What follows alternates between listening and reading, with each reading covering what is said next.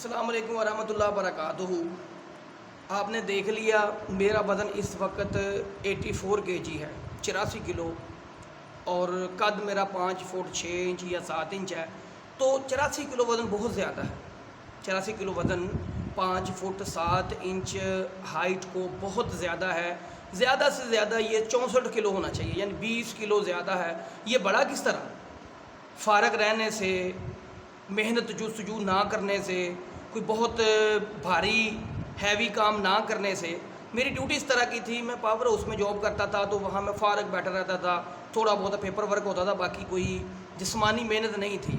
دوسرا fast food, cold drink, اس طریقے کی بے احتیاطی سے وزن بڑھ گیا 84 kg۔ اگر اب اسے کنٹرول نہیں کروں گا تو یہ اور بڑھ جائے گا۔ میں نے انشاءاللہ آج سے میں نے یہ ارادہ کیا ہے، پروگرام بنایا ہے، اور میرے چینل کو آپ جانتے ہیں، چینل کا نام بھی ہیلتھ از لائف ہے، کہ صحت ہی زندگی ہے۔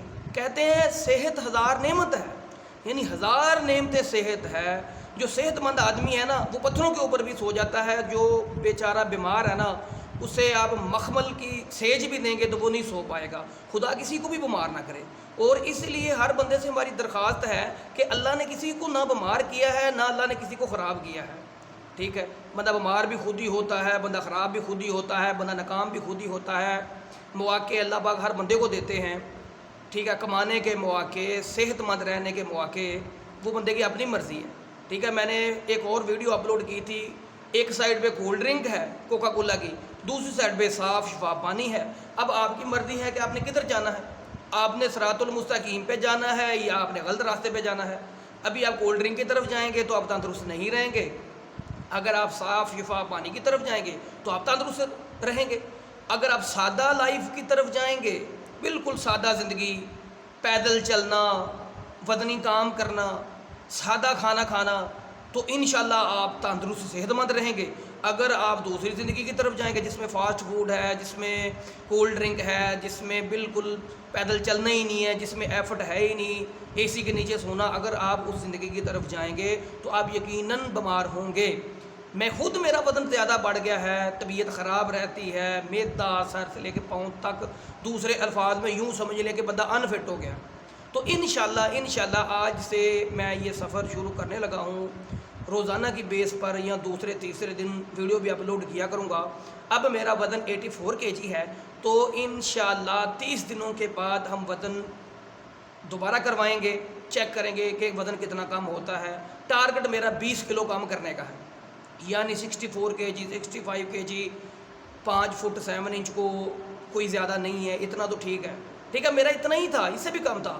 اب یقین کریں کہ میں تو 60-70 kg وزن اٹھا کے چوتھی پانچویں منزل پہ شوق سے چڑھ جاتا تھا، حالانکہ جہاں میں جاب کرتا تھا وہاں پہ لفٹ لگی ہوئی تھی، لیکن کبھی پرواہ ہی نہیں کی۔ چوتھی پانچویں منزل کے اوپر چھوٹا سا پاور ہاؤس تھا، جنریٹر پڑے ہوئے تھے، تو میں دن میں 6 7 8 دفعہ بغیر کسی وجہ کے نیچے آ جاتا تھا، اوپر چلا جاتا تھا۔